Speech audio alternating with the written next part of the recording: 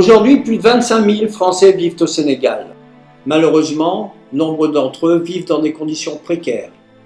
Cela affecte des familles entières, des femmes, des enfants, des handicapés, des personnes âgées. L'AEFS a été créée à Dakar par des gens de bien, avocats, magistrats, chefs d'entreprise, médecins, qui avaient pris conscience de ce que la situation de nantis leur imposait le devoir d'aider ceux qui n'avaient pas la même chance qu'eux. Je voudrais ici rappeler ce qu'est l'AEFS, l'Association d'entraide des Français au Sénégal. C'est une association avec un objectif purement social, sans préoccupation d'ordre politique ou religieux, qui depuis sa création en 1963 œuvre à aider nos compatriotes qui traversent de graves difficultés au Sénégal. À l'entraide, le rôle du trésorier général est très clair. Il est en charge de gérer la trésorerie de l'association. Sur le plan financier, une particularité des statuts et du règlement intérieur de l'entraide fait que toute dépense supérieure à 300 000 francs CFA doit faire l'objet d'un vote en conseil d'administration, que ce soit un investissement, une aide ponctuelle ou un prêt.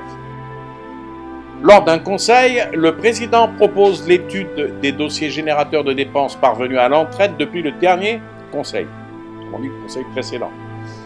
Un débat a lieu, suivi d'un vote qui sanctionne l'acceptation ou le refus de la dépense proposée. Ma tâche de trésorier général consiste à vérifier les écritures comptables en recettes et en dépenses. Chaque année, en Assemblée générale, je présente mon rapport financier qui reflète le fonctionnement financier pour l'exercice de l'année précédente. Le quitus donné par l'Assemblée générale clôt le débat sur les finances de l'entraide pour l'exercice présenté. Ce quitus m'a été donné chaque année depuis 2001. J'ai le plaisir de dire que ce fut chaque fois par acclamation à 100% des votes des membres présents ou représentés. Chaque année, notre association réalise près de 500 interventions. Des secours alimentaires sous forme d'aide ponctuelle, le secours moral et psychologique et matériel aux malades et aux personnes âgées par des visites à domicile dans des hôpitaux ou les cliniques. La distribution de bons d'achat, la récolte également de jouets qui sont remis aux enfants de moins de 10 ans auprès de 250 familles. Des repas également sont offerts aux personnes âgées qui ont lieu par petits groupes de 8 ou 10 personnes. Le règlement de frais d'établissement de papier d'identité, le règlement de frais de scolarité, d'achat de fournitures et d'aide exceptionnelle au logement. Je remercie profondément l'AEFS. En fait, ils m'ont toujours soutenu moralement. À chaque fois que je viens, que les gens disent je suis dans ça, ils me disent oui, il faut faire ça, bats-toi, du courage. Ils me remontent le moral et de croire en moi et de croire à mon objectif, à ce que je fais. Et ça m'a vraiment motivé. Ma femme et moi, nous avons connu l'association il y a 6 ou 7 ans, grâce à Madame Assad, dont je salue le dynamisme. Je crois que tout le monde sera d'accord pour dire ici que nous sommes tous reconnaissants de ce que l'association fait pour nous. Je citerai le cas de ma femme. Elle est tombée malade gravement il y a quelques années. Il a fallu l'opérer en France. Et c'est grâce à l'association qu'on a pu payer le billet pour qu'elle y aille.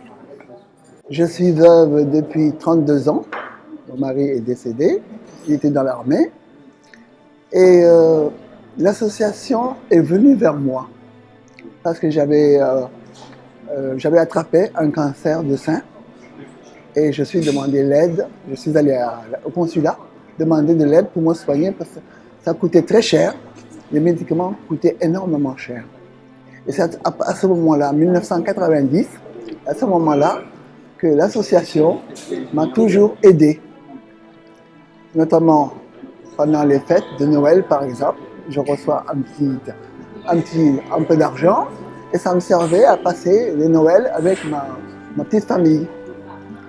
Et aussi les repas, ça fait la 3e fois que l'association m'invite à manger. Et je mange très bien, j'ai bien mangé aujourd'hui. Et je remercie l'association parce que leur action est vraiment une action humanitaire. Je ne les connaissais pas. Et voilà, maintenant, j'ai une grande famille, l'association.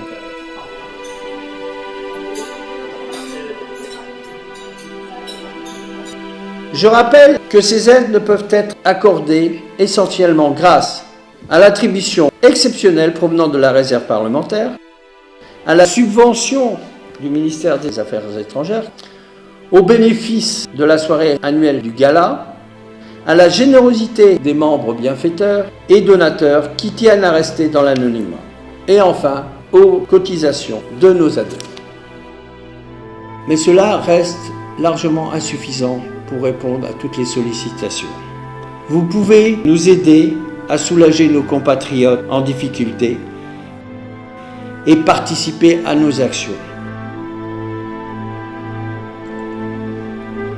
Association d'entraide des Français au Sénégal, immeuble FAD, au rez-de-chaussée 3 boulevard Djilimbaye, face à la Sonatel. Vous pouvez également envoyer vos dons par courrier à la boîte postale 2028 ou nous téléphoner au 33 823 58 54. Notre adresse email contact@efs-sénégal.com. Une permanence est ouverte tous les jours de 9h du matin à 16h l'après-midi, sauf le samedi.